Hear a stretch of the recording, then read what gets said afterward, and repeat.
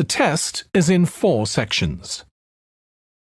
At the end of the test, you will be given 10 minutes to transfer your answers to an answer sheet. Now turn to Section 1.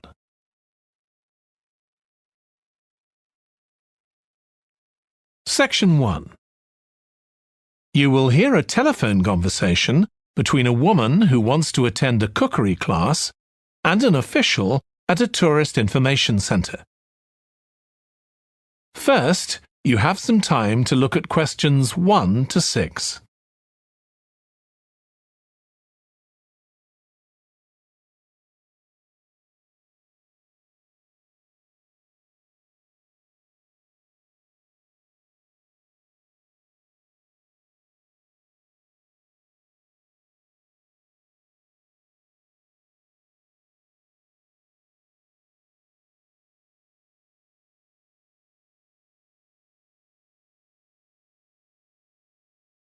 You will see that there is an example that has been done for you.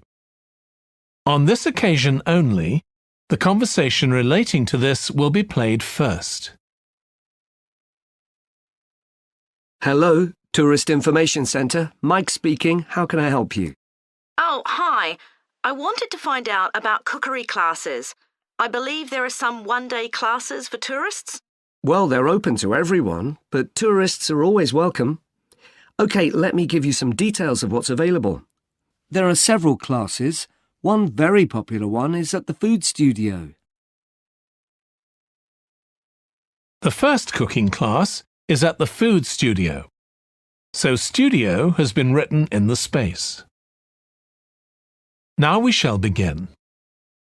You should answer the questions as you listen because you will not hear the recording a second time.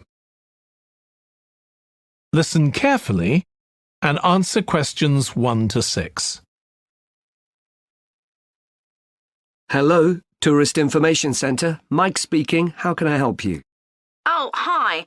I wanted to find out about cookery classes. I believe there are some one-day classes for tourists. Well, they're open to everyone, but tourists are always welcome. OK, let me give you some details of what's available. There are several classes. One very popular one is at the food studio. OK. They focus on seasonal products, and as well as teaching you how to cook them, they also show you how to choose them. Right, that sounds good. How big are the classes? I'm not sure exactly, but they'll be quite small. And could I get a private lesson there? I think so. Let me check. Yes, they do offer those. Though, in fact, most of the people who attend the classes find it's a nice way of getting to know one another. I suppose it must be, yes. And this company has a special deal for clients where they offer a discount of 20% if you return for a further class. OK, but you said there were several classes. That's right. Another one you might be interested in is Bond's Cookery School. They're quite new. They just opened 6 months ago, but I've heard good things about them. They concentrate on teaching you to prepare healthy food, and they have quite a lot of specialist staff. So, is that food for people on a diet and things like that? I don't know if I'd be interested in that. Well, I don't think they particularly focus on low-calorie diets or weight loss. It's more to do with recipes that look at specific needs, like including ingredients that will help build up your bones and make them stronger, that sort of thing. I see. Well, I might be interested. I'm not sure. Do they have a website I could check? Yes. Just key in the name of the school. It'll come up. And if you want to know more about them, every Thursday evening they have a lecture at the school. It's free, and you don't need to book or anything. Just turn up at 7:30. And that might give you an idea of whether you want to go to an actual class. Before you hear the rest of the conversation, you have some time to look at questions 7 to 10.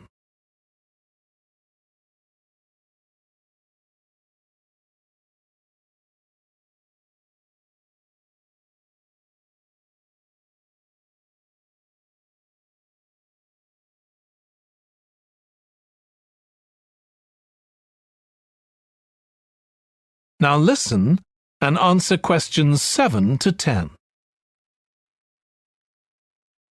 OK, there's one more place you might be interested in. That's got a rather strange name. It's called the Aretsa Centre. That's spelled A-R-R-E-T-S-A. OK. They've got a very good reputation. They do a bit of meat and fish cookery, but they mostly specialise in vegetarian dishes. Right. That's certainly an area I'd like to learn more about. I've got lots of friends who don't eat meat. In fact, I think I might have seen that school today. Is it just by the market? That's right. So they don't have any problem getting their ingredients. They're right next door. And they also offer a special 2-hour course in how to use a knife. They cover all the different skills, buying them, sharpening, chopping techniques. It gets booked up quickly, though, so you'd need to check it was available. Right, well, thank you very much. I'll go and check that out. That is the end of section 1. You now have half a minute to check your answers.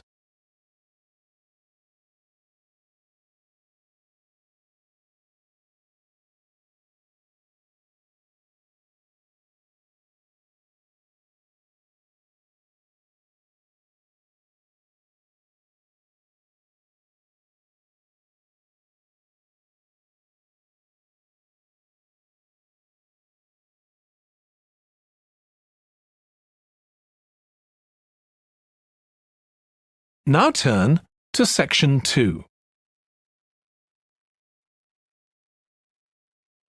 Section 2. You will hear the chairman of the Highways Committee of Granford speaking to members of the public about proposed changes to traffic and parking in the area. First, you have some time to look at questions 11 to 13.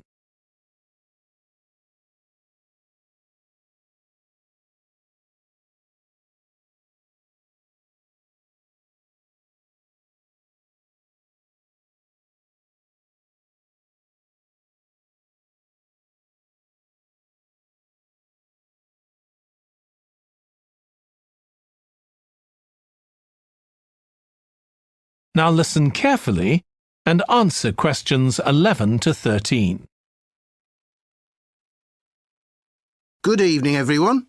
My name's Phil Sutton, and I'm chairman of the Highways Committee. We've called this meeting to inform members of the public about the new regulations for traffic and parking we're proposing for Granford.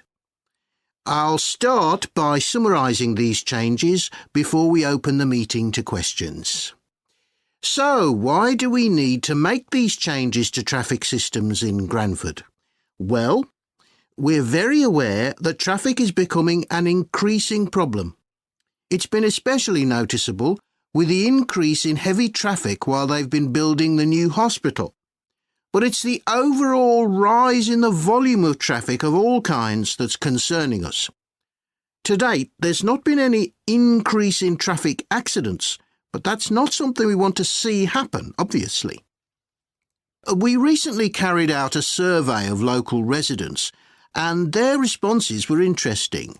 People were very concerned about the lack of visibility on some roads due to cars parked along the sides of the roads.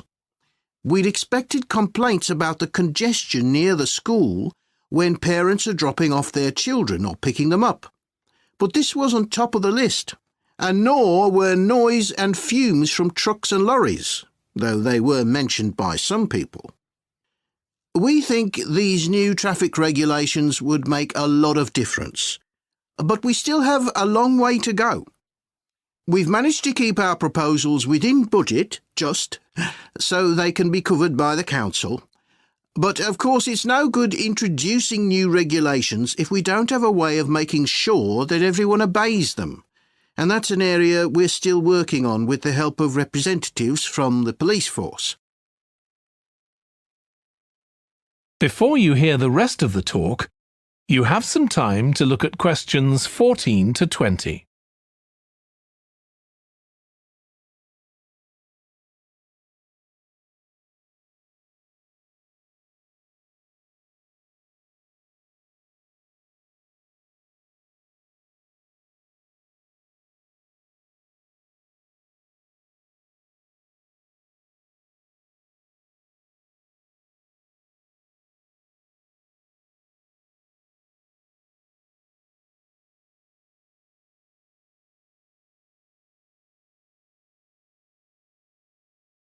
Now listen and answer questions 14 to 20. OK, so this slide shows a map of the central area of Granford with the High Street in the middle and School Road on the right. Now, we already have a set of traffic lights in the High Street at the junction with Station Road, but we're planning to have another set at the other end at the School Road junction to regulate the flow of traffic along the High Street. We've decided we definitely need a pedestrian crossing. We considered putting this on School Road just outside the school, but in the end we decided that could lead to a lot of traffic congestion. So we decided to locate it on the High Street, crossing the road in front of the supermarket. That's a very busy area, so it should help things there. We are proposing some changes to parking. At present, parking isn't allowed on the High Street outside the library, but we're going to change that and allow parking there, but not at the other end of the High Street near School Road. There'll be a new no parking sign on School Road just by the entrance to the school, forbidding parking for 25 metres. This should improve visibility for drivers and pedestrians, especially on the bend just to the north of the school. As far as disabled drivers are concerned, at present they have parking outside the supermarket, but lorries also use those spaces, so we've got 2 new disabled parking spaces on the side road up towards the bank. It's not ideal, but probably better than the present arrangement. We also plan to widen the pavement on School Road. We think we can manage to get an extra half metre on the bend just before you get to the school, on the same side of the road. Finally, we've introduced new restrictions on loading and unloading for the supermarket, so lorries will only be allowed to stop there before 8 a.m. That's the supermarket on School Road. We kept to the existing arrangements with the High Street supermarket. OK, so that's about it. Now, That is the end of section 2. You now have half a minute to check your answers.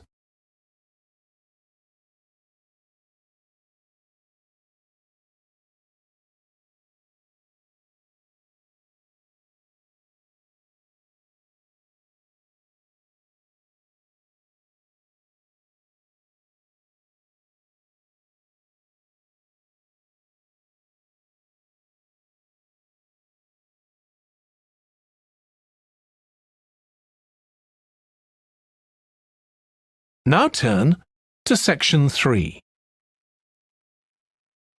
Section 3. You will hear 2 biology students called Emma and Jack discussing an experiment they are going to do together. First, you have some time to look at questions 21 to 25.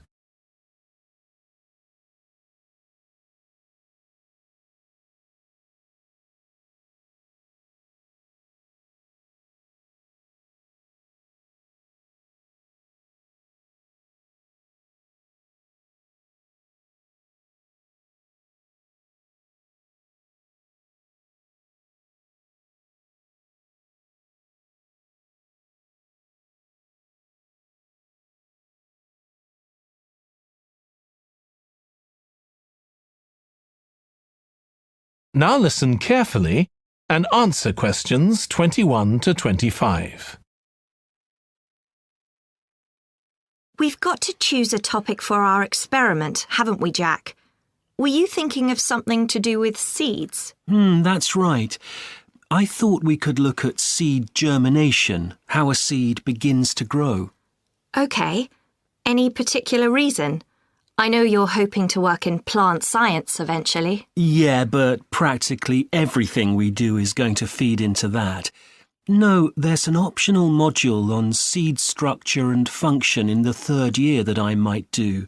So I thought it might be useful for that. If I choose that option, I don't have to do a dissertation module. Good idea. Well, I thought for this experiment, We could look at the relationship between seed size and the way the seeds are planted. So we could plant different sized seeds in different ways and see which grow best. OK, we'd need to allow time for the seeds to come up. That should be fine if we start now. A lot of the other possible experiments need quite a bit longer. So that'd make it a good one to choose. And I don't suppose it'd need much equipment. We're not doing chemical analysis or anything. Though that's not really an issue. We've got plenty of equipment in the laboratory. Yeah, we need to have a word with the tutor if we're going to go ahead with it, though. I'm sure our aim's okay. It's not very ambitious, but the assignment's only 10% of our final mark, isn't it? But we need to be sure we're the only ones doing it. Yeah, it's only 5% actually, but it'd be a bit boring if everyone was doing it. Did you read that book on seed germination on our reading list? The one by Graves? I looked through it for my last experiment, though it wasn't all that relevant there. It would be for this experiment, though. I found it quite hard to follow. Lots about the theory, which I hadn't expected. Yes, I'd been hoping for something more practical. It does include references to the recent findings on genetically modified seeds, though. Yes, that was interesting. I read an article about seed germination by Lee Hall. About seeds that lie in the ground for ages and only germinate after a fire. That's the one. I knew a bit about it already, but not about this research. His analysis of figures comparing the times of the fires and the proportion of seeds that germinated was done in a lot of detail. Very impressive. Was that the article with the illustrations of early stages of plant development? They were very clear. I think those diagrams were in another article. Before you hear the rest of the discussion, you have some time to look at questions 26 to 30.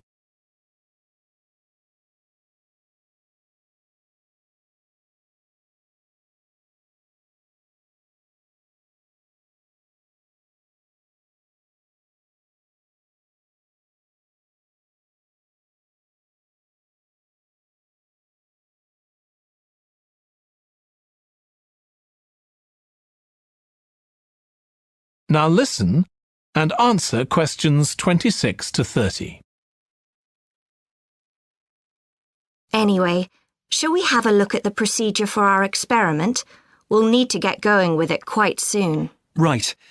So the first thing we have to do is find our seeds. I think vegetable seeds would be best, and obviously they mustn't all be the same size. So how many sorts do we need? About 4 different ones? I think that would be enough. There'll be quite a large number of seeds for each one.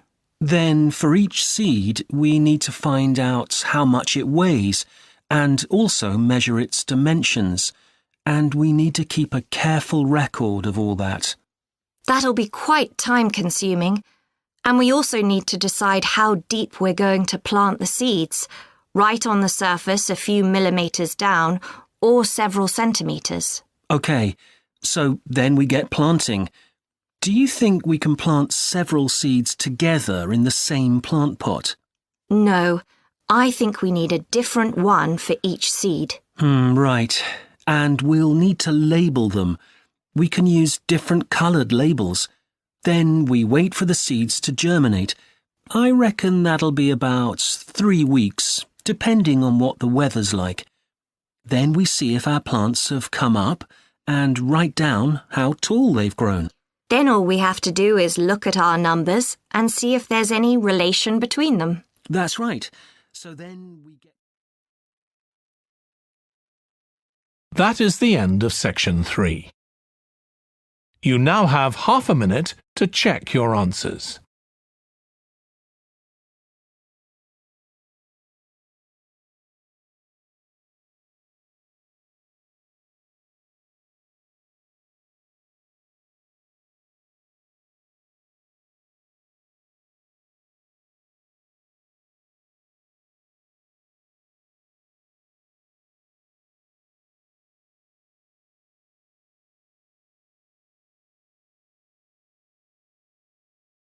Now turn to Section 4.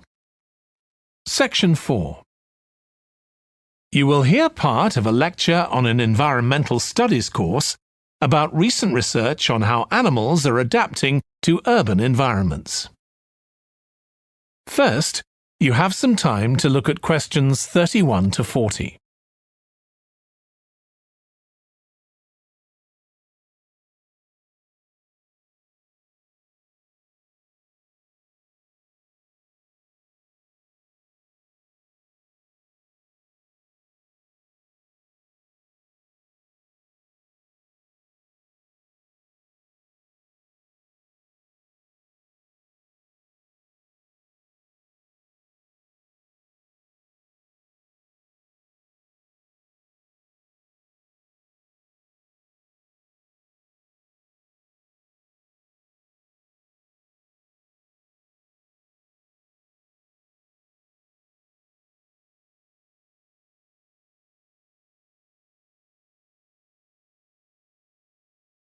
Now listen carefully and answer questions 31 to 40.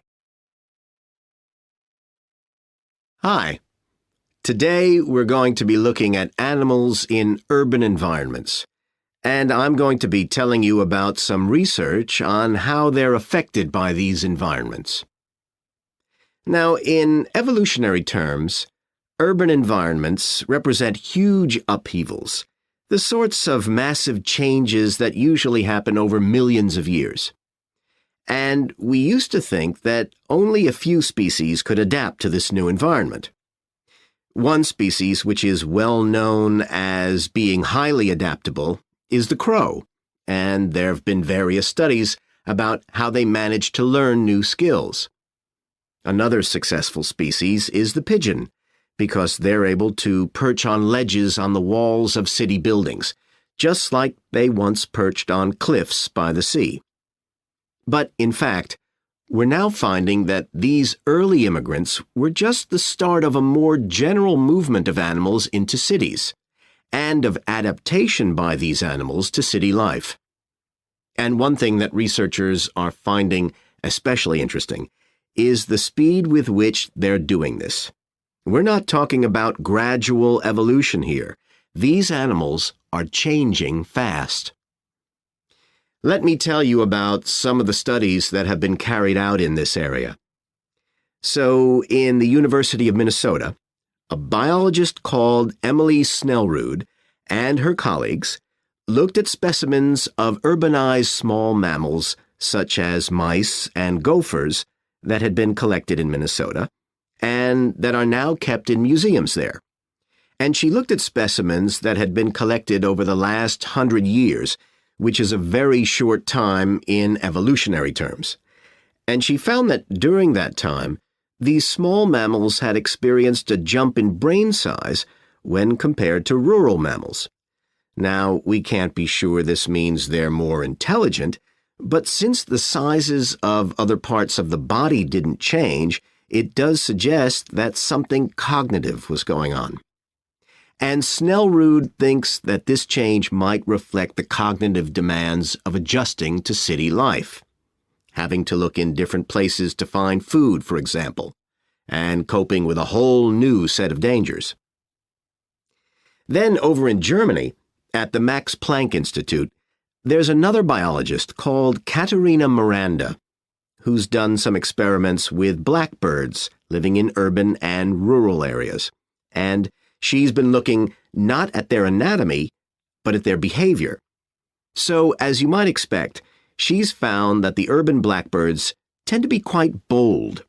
They're prepared to face up to a lot of threats that would frighten away their country counterparts. But there's one type of situation that does seem to frighten the urban blackbirds, and that's anything new, anything they haven't experienced before.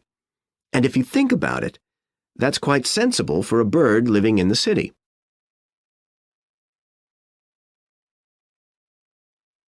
Jonathan Atwell, in Indiana University, is looking at how a range of animals respond to urban environments.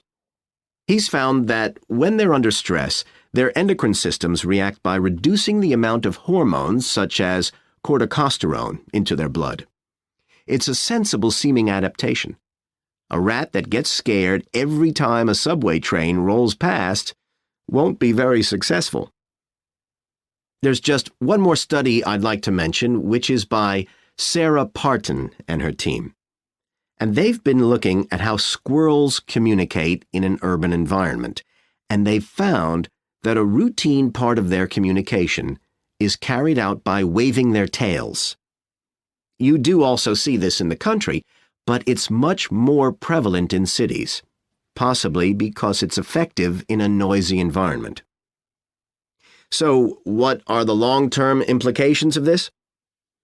One possibility is that we may see completely new species developing in cities. But on the other hand, it's possible that not all of these adaptations will be permanent. Once the animals got accustomed to its new environment, it may no longer need the features it's developed. So now we've had a look at adaptation. That is the end of section 4. You now have half a minute to check your answers.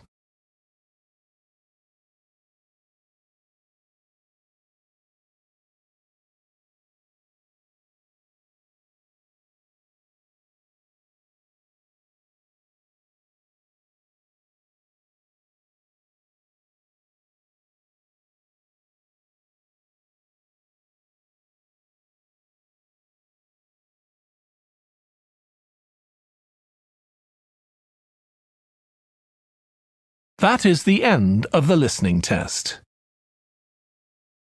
In the IELTS test, you would now have 10 minutes to transfer your answers to the answer sheet.